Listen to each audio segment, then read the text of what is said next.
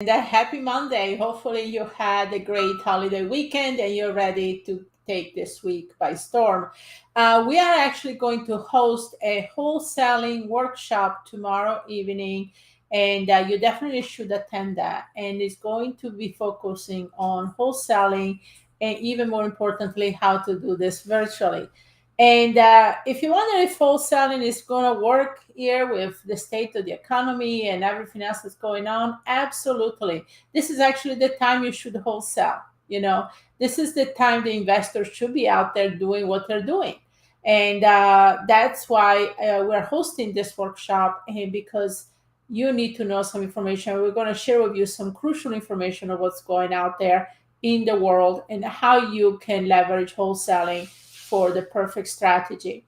But today I also want to share with you what is the number one secret strategy within wholesaling that you should be really in tune with in getting into the strategy.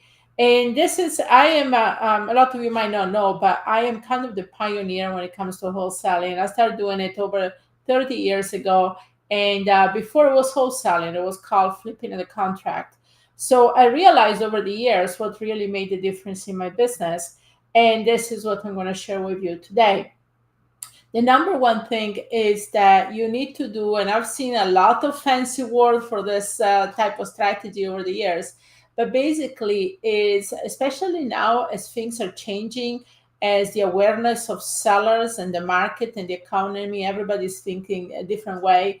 I think you need to really in tune with the buyers first, meaning start building your buyer list first, not as much as so that you will sell it to them, because honestly nowadays the business is so much more dynamic and you're going to sell it through other means like social media more than your buyer list. However, interviewing, getting the information, the database from your buyers or what they're looking for, what type of properties, what are the price ranges, all of that, right? Kind of get a sample test.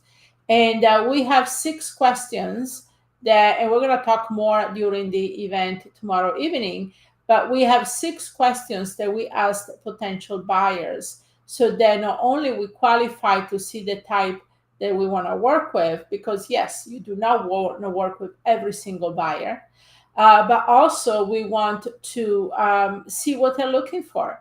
Because even if the buyers don't know each other, right? You're sampling the people across a market and there are different buyers, but even if they don't know each other, they seem, I always joke about it and said, feel like there is a secret conference there or group of buyers because they kind of all come in with a same denominator. Now, you want to then know what are the buyer looking for out there in the market right now, what are they willing to spend, what other properties have they bought, when they closed, all these type of questions that we're going to talk more during the event tomorrow. So that's the first important thing.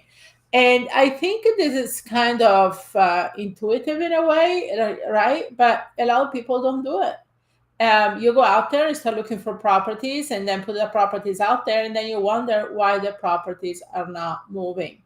And time is of the essence when it comes to wholesaling, right? So knowing what the buyers want and feel, then not only you can sell it to maybe someone on your buyer list, but more importantly, you're going to put it out there and see what what the market is going to do. Now, a couple of things of warning that I want to say when you build your buyer list is that some of the rules out there that some of you have heard of, the rule of 70 or some of the other things, are not really working anymore. Okay. And if you have buyers that want to follow those rules, those are not your buyers. So, you remember as a wholesaler, as an investor, you have the last saying in this. You have the knife by the handle. Okay. So you really have a commodity that everybody else wants. So keep that in mind that you are it. Okay. When it comes to wholesaling. So and that's the thing, you have to do it. Now, obviously, knowing what the buyers want and kind of having an idea of the market is going to raise your confidence as an investor and a wholesaler to go out there and make it work. Okay, so we're going to go a lot more details tomorrow. So make sure you check the link that we have in the description here. And we are going to go into a lot more details tomorrow evening. And then, like I said, we're going to cover other things that you need to be aware of before you get into wholesaling there are a couple of things actually that you should be doing before you even go out and look for properties. And also, we're going to share with you the two different type of properties that we target. Okay, and we're going to talk with you more about it, what I mean, which is called the quick wins and long nurture strategies.